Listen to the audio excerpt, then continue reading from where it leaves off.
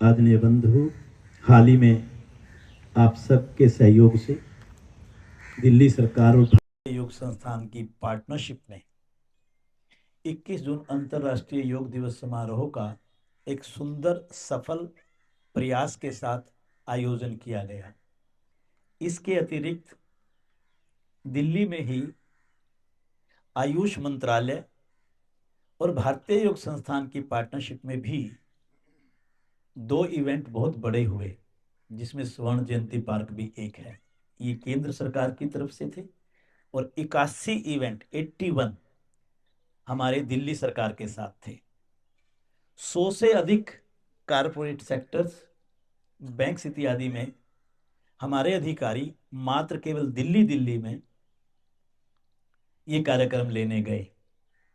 इसके अतिरिक्त भारतीय योग संस्थान के अपने भी निजी आयोजन जो पूर्णतः हमारे केंद्रों पर हुए, वो इसके अतिरिक्त हैं। इन सब को जोड़ दें तो ये लगभग 300 साढ़े 300 के आसपास बैठते हैं। अगर पूरे भारतवर्ष के हम जोड़ें तो लगभग 1500 से अधिक कार्यक्रम भारतीय योग संस्थान ने आयोजित किए और हर प्रांत में भारत के भारतीय योग संस्थान के कार्यकर्ताओं के द्वारा इस अंतर्राष्ट्रीय योग त्योहार को सफल बनाने में जो कड़ी मेहनत करी, मैं केवल दिल्ली के ही अधिकारियों को नहीं, पूरे भारतवर्ष के अपने अधिकारियों और कार्यकर्ताओं के सामने शत शत नमन करता हूं। वास्तव में भाग्य के पीछे 2 शब्द बोले जाते हैं। अगर किसी का भाग्य अच्छा हो तो हम कहते हैं ये हमारा सौभाग्य है, अभी सारे यही बोले जा रहे थे। और किसी का भाग्य अच्छा ना हो तो क्या बोलते हैं, ये मेरा दुर्भाग्य है। अब भाग्य अच्छा और बुरा कैसे पहचानेंगे भाई? आप अच्छा जीवन जी रहे हैं, आपका शरीर ठीक है, आपका मन ठीक है, आप सन्मार्ग पर हैं, आप ईश्वर का कार्य कर रहे हैं, आपकी सोच अच्छी है, आपके कर्म अच्छे हैं, आपके संस्कार अच्छे हैं, आपकी अनुभूति अच्छी है, तो आप अपने आप को सौभाग्यशाली कहते हैं। इसको उल्ट दो, जो व्यक्ति गलत मार्ग पर चलता है, धर्म अधर्म के बीच अंतर नहीं समझता, बेईमानी और छल कपट करता है, उसके भीतर तामसिक वृत्ति वास करती हैं, उसकी सोच नकारात्मक है, वह समाज में अच्छे कार्य करने में उसका मन नहीं लगता, तो उसको क्या कहेंगे आप? उसका दुर्भाग्य है ये। अब ये आता कहां से है सौभाग्य और दुर्भाग्य? अब प्रश्न ये उठेगा। वास्तव में ये दोनों के ही निर्माता हम हैं। अच्छे मार्ग पर चलोगे तो आपको सौभाग्य मिलेगा, और अच्छे मार्ग पर नहीं चलोगे, आगे आप बोल दो, दुर्भाग्य मिलेगा। ये बात बिल्कुल सत्य है। तो मेरा भारतीय योग संस्थान, जिसका मैं एक साधक हूं, जिसका मैं एक कार्यकर्ता हूं या अधिकारी हूं, वो मेरा भारतीय योग संस्थान वास्तव में मेरे भाग्य का निर्माण कर रहा है। क्योंकि भाग्य का निर्माण बिना पुरुषार्थ के नहीं हो सकता। 21 जून के इतने बड़े इवेंट रूपी इस पुरुषार्थ को करवाने का मेरे माध्यम से मेरे भारतीय योग संस्थान ने मुझे शुभ अवसर दिया। चाहे वो बड़ा अधिकारी था, चाहे छोटा अधिकारी था। मैंने आपको पहले बुलाया था यहाँ, जब 14 दिन शेष में ये पीछे बोर्ड लगा हुआ है, और उस दिन मैंने कहा था कि अभी कोई एक आध से कोई त्रुटि हो रही थी तो हम हंस रहे थे, पर मैं नहीं हंसा। क्यों नहीं हंसा? क्योंकि त्रुटि कर करके ही त्रुटियों का शोधन होता है। मैंने कहा था कि आपने घबराना नहीं है, कितने आपके सामने आसन लगे हैं, लगने दीजिए, आप साधना करवाइए, आप विषय को लीजिए। हमारी दवाई ऐसी नहीं है अंग्रेजी दवाई की तरह कि जिसका कोई साइड इफेक्ट होता है। मैंने सुना है कि आप मंडूक आसन में श्वास निकालते हुए आगे झुकते हैं, पर मैं कई बार श्वास भर के आगे झुका, मेरे ऊपर कोई भी बुरा असर नहीं पड़ा। तो फिर किस बात का डरना भाई। और ना ही गलतियों को उछालो, गलती करने वाले को अपने आप पता चल जाता है मेरे से गलती हुई, अगली बार वो नहीं करेगा। और हमें देखो एक बात जरूर समझे, आंख में भी मैल होता है, मेरी बात समझ रहे हैं, कान में भी मैल होता है।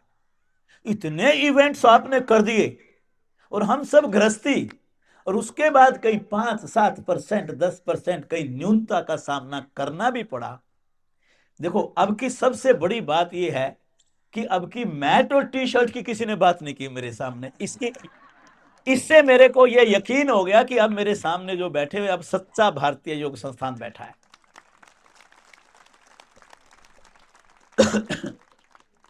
संस्थान की सोच ऐसी है ही नहीं, हम इस चीज के लिए हैं ही नहीं।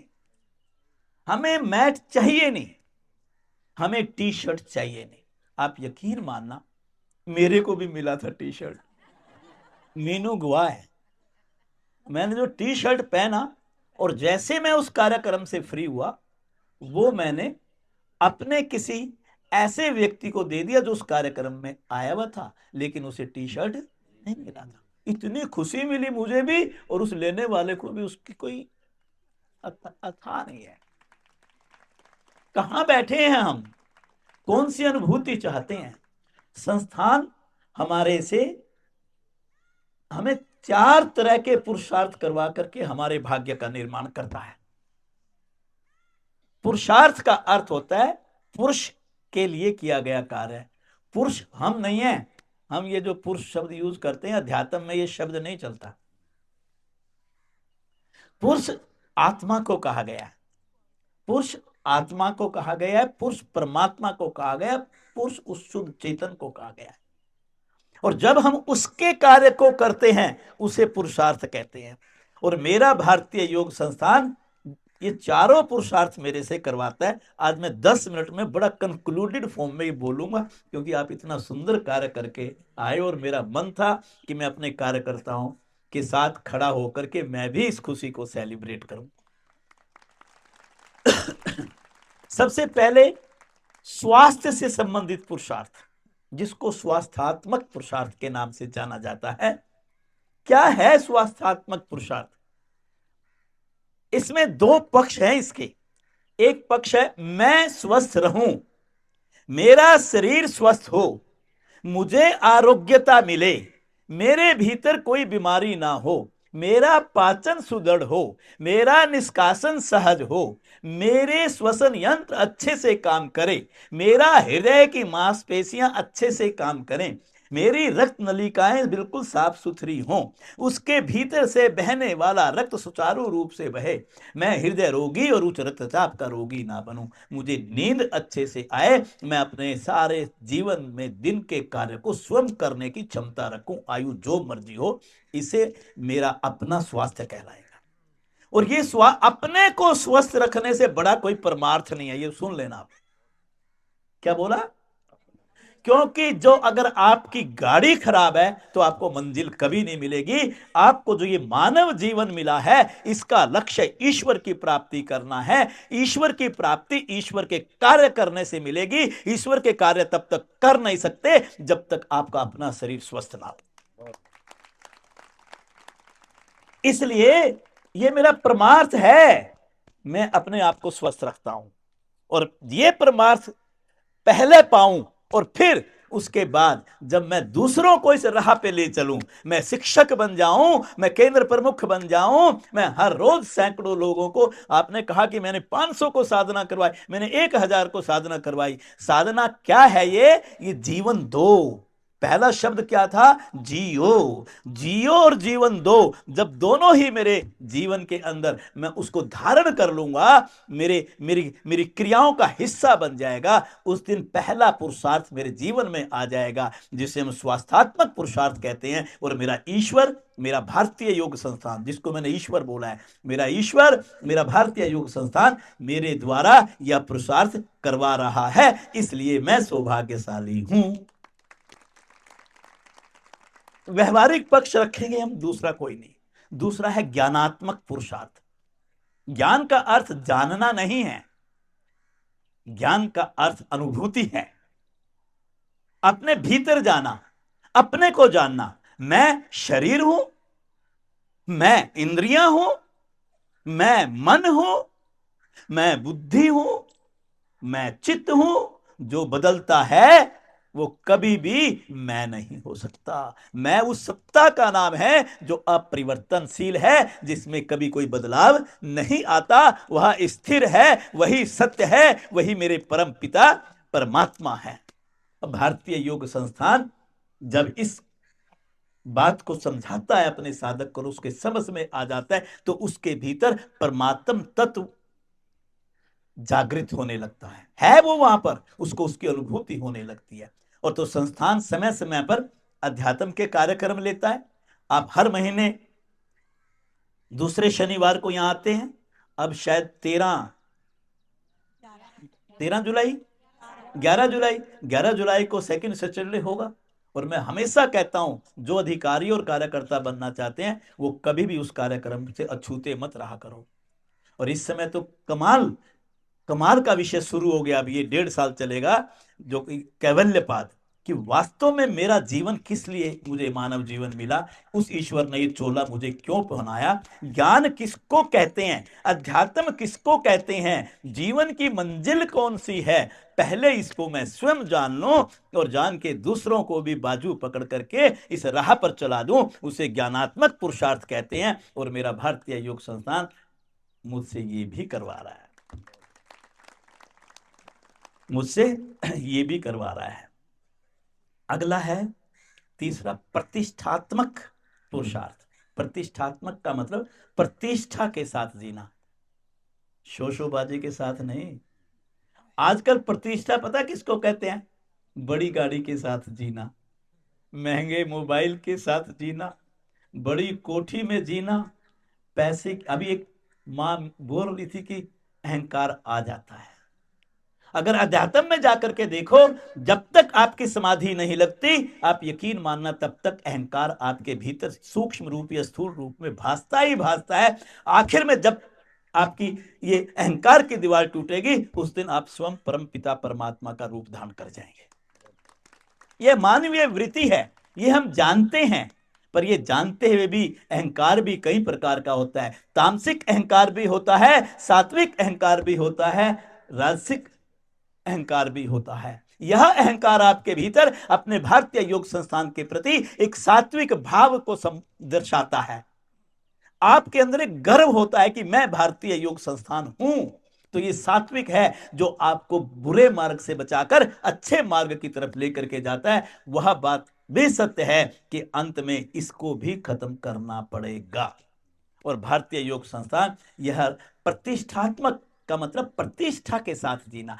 क्या कौन सी होती है प्रतिष्ठा? मुझे देख करके आप वैसा जीवन जीने लगे, रोल मॉडल बनना, दूसरों के लिए अनुकरणीय बन जाना, दूसरे आपको देख करके आपके पीछे चलें। आप इतना अनुशासित जीवन जिए, आप इतना योग में जीवन जिए, आप इतना डिसिप्लिन लाइफ जिए कि लोग आपका उदाहरण दें। जब मेरा केंद्र प्रमुख ठीक समय के ऊपर 4:45 पर नहा धोकर स्नान करके सफेद वस्त्र और नीला बैग लेकर के अपनी कॉलोनी की गलियों से निकलता है पार्क तक पैदल, और जो भी सामने मिलता है सबको हरिओम और राम राम करते हुए जाता है। और वहां जब वो 50 साधकों को 1 घंटे की साधना करके और करवा करके और उनकी समस्याओं का हल करके घर को लौटता है, तब तक लोग उठ चुके होते हैं। सालों साल वो उसको देखते हैं। और फिर जिसको पहले वो इतना नहीं जानते थे, अब सब कॉलोनी के लोग जानते हैं। जो नमस्ते नहीं करते थे वो भी उसको हाथ जोड़ करके नमस्ते करते हैं, उसको शुद्ध आत्मा के रूप में देखते हैं, उसके अनुशासन की प्रशंसा करते हैं और वैसा बनने का प्रयास करते हैं। उस जीवन को अनुकरणीय जीवन कहते हैं। वह प्रतिष्ठात्मक पुरुषार्थ है जो भारतीय योग संस्थान मेरे द्वारा इसको कोई किताबी बात नहीं है, ये सच्चाई है। वरना गृहस्थ में उलझ करके हम नरक की जिंदगी जीने लगते हैं। एक एक एक पुरुषार्थ है, भावात्मक पुरुषार्थ।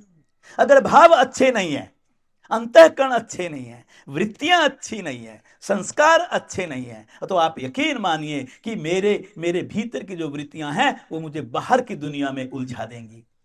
आकर्षण बाहर का मुझे खींच लेगा। साधना दो तरह की होती है जी, याद रखना। एक साधना होती है आपकी बाहरी साधना, एक होती है अंदर की साधना। आसन और प्राणायाम करने वाला भी बाहरी साधना कर सकता है। वो इसलिए आता है उसका उसका ये सर्वाइकल का दर्द ठीक हो जाए, उसका पीठ का दर्द ठीक हो जाए, क्योंकि वो दुकान पे देर तक नहीं बैठ पा रहा है, धन नहीं कमा पा रहा है। वो इसलिए आता है, इस स्वार्थ के लिए आता है। तो उस ऐसे व्यक्ति का मन, ऐसे व्यक्ति की इंद्रियां संसार के साथ जुड़ेंगी, आकर्षण के साथ जुड़ेंगी, बाहरी दुनिया के साथ जुड़ेगी। यह साधना बाहरी साधना है। वो निरंतर अभ्यास तो करता है, लेकिन वह उससे उसके भीतर जो आकर्षण जागेगा, यह आकर्षण उसकी इंद्रियों को बहिर्मुखी बना उसको पंच कलेशों की दलदल में फंसा देगा, जिससे उसको बाहर निकलने का कोई अवसर भी नहीं मिलेगा। लेकिन याद रखना कि भारतीय योग संस्थान इसके विपरीत चलता है। आपको जब सर्वाइकल का दर्द होता है, आपको लंबर का दर्द होता है, आपको बड़े प्यार से हम जोड़ लेते हैं, जोड़ करके 4 आसन 4 प्राणायाम करवाते हैं, फिर आपको कार्यकर्ता बना देते हैं, फिर आपको साधक बना देते हैं, अधिकारी बना देते हैं, फिर आपको कहते हैं जाओ 21 जून का प्रोग्राम लेके आओ। और जब 21 जून का प्रोग्राम लेते हो तो आपको भारतीय योग संस्थान समझ में आ जाता है। फिर आप ध्यान के कार्यक्रम में आने लगते हो, शिविरों में आने लगते हो, आपके भीतर की वृत्तियां धुलने लगती हैं, आपके संस्कार कटने लगते हैं, मेरा अंतःकरण निर्मल होने लगता है, मेरे भाव निर्मल बनते हैं। और जब ये निर्मलता जीवन में आती है, जब ये सहजता जीवन में आती है, जब ये सरलता जीवन में आती है, तो सच मानिए उसको बोलते हैं भावात्मक पुरुषार्थ। लेकिन पहले अपने जीवन में उतारो, फिर उसके लिए दूसरों की भी उंगली पकड़ करके उनको भी उस राह पे चला दो, तो आप सच मानिए कि आपको चौथा पुरुषार्थ भी आपके जीवन में आ जाएगा।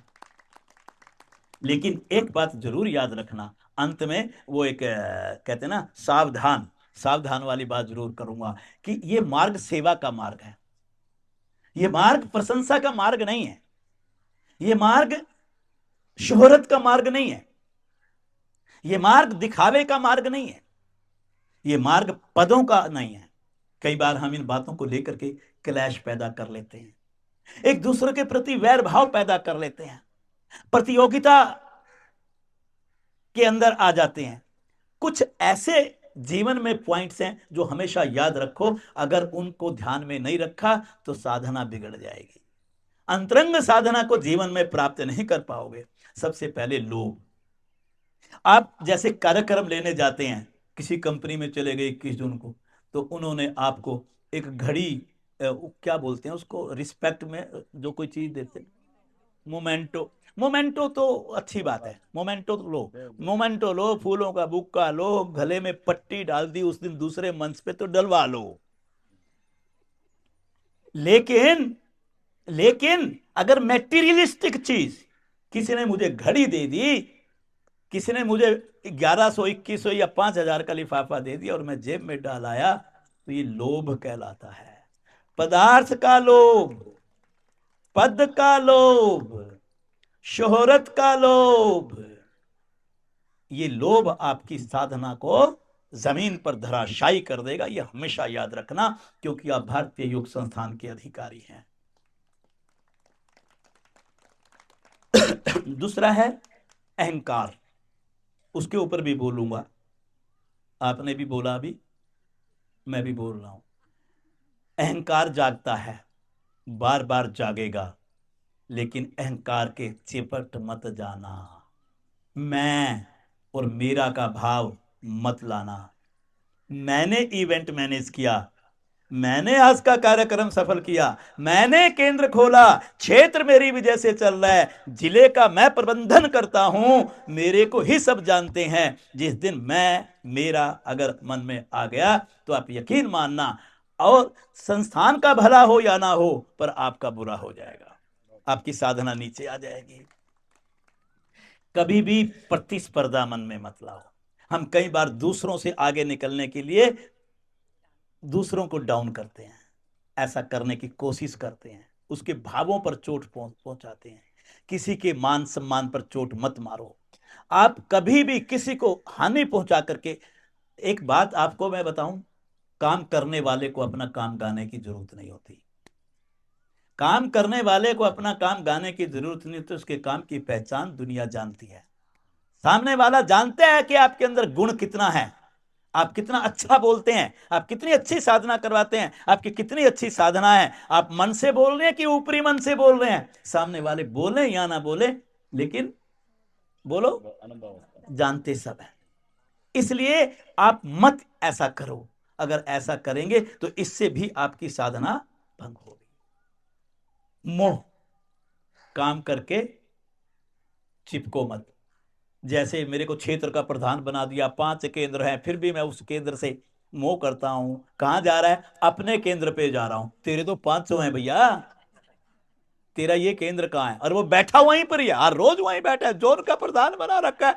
6 महीने से बाकी 4 पर गए ही नहीं। ये काहे का जोन का प्रधान है? इसको पद मुक्त हो जाना चाहिए।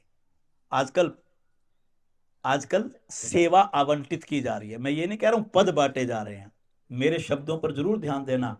सेवा आवंटित की जा रही है। सेवा योग्यता है तो लेनी चाहिए, नहीं है तो हाथ जोड़ लेने चाहिए।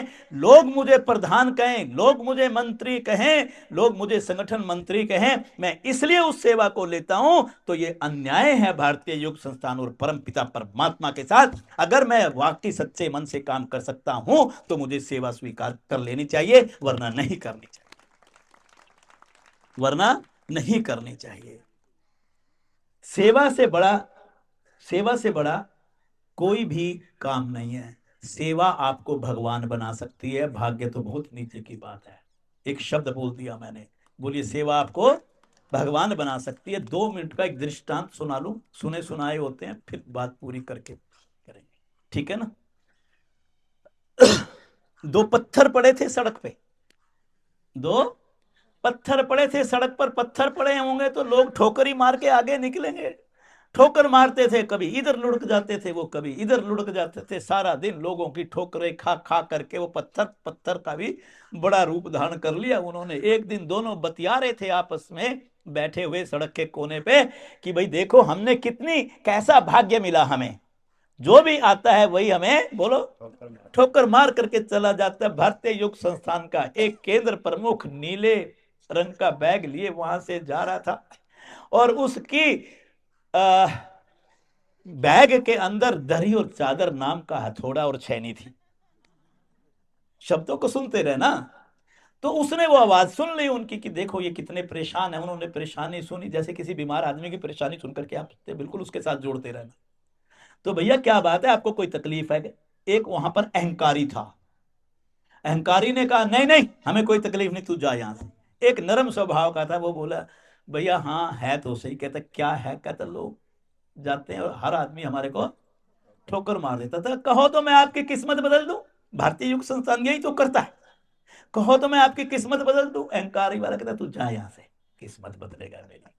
और दूसरा कहता है हाँ भाई तू मेरी तो बदल दे, ये ना बदलवाए कोई बात।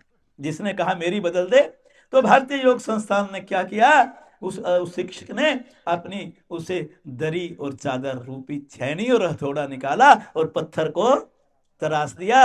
और जब तराशा तो जैसे मेरे सामने बैठे हुए हैं उनमें से एक भगवान की मूर्त निकाल दी। उसमें से एक भगवान की मूर्त निकाल दी और सड़क के किनारे रख करके 10 का नोट चढ़ा के मत्था टेका और चल दिया। दूसरा आया, देखा कि भगवान की मूर्त 10 का नोट चढ़ा है, उसने भी 10 का नोट चढ़ाया। शाम तक 100 150 200 हो गए। अगले दिन पंडित जी ने देखा भाई लोग यहाँ तो मत्था टेकते हैं, वो अपना तिलक लगा के बैठ गया और उन्होंने क्या करनी शुरू कर दी, अपना केंद्र, योग केंद्र तो वो लगाना शुरू कर दिया। तो अब थोड़ी ज्यादा वो चलने लग गया, थोड़ा प्रसाद चलने लगे। एक दुकान खुल गई, फिर 2 3 4 5 10 फिर खुल गई, फिर बाजार बन गया, फिर छोटा सा मंदिर बन गया और फिर वहां पर नारियल चढ़ने लग गया। और नारियल चढ़ने लग गया, नारियल फोड़ करके चढ़ाना था। अब फोड़ने के लिए कोई औजार चाहिए था। तो उस भगवान की मूर्ति के सामने वो पत्थर पड़ा था अहंकारी, जो भी नारियल लाए और क्या करे, उस पे मारे चढ़ाए उस पे। तो किस्मत उसकी जो भारतीय योग संस्थान के नहीं जुड़ता, वो पत्थर बन करके रहना चाहता है, पत्थर की जिंदगी जीना चाहता है। लेकिन भारतीय योग संस्थान पत्थर की जिंदगी जीने वालों को तराश करके उनको भगवान का रूप दे करके उनके जीवन के लक्ष्य, उनके जीवन की मंजिल तक पहुंचाना चाहता है। इसलिए छोटी मोटी कमी पेशियों को ध्यान में नहीं रखना। फिर भी अगर किसी को तकलीफ हुई होगी तो भारतीय योग संस्थान की तरफ से हम क्षमा प्रार्थी रहेंगे। और आपको मन में मैल नहीं रखना, आगे बढ़ना है और संस्थान को ऐसे ही गति देते हुए हमें संस्थान को आगे लेकर जाना है। ओम शांति शांति शांति। एक 3-4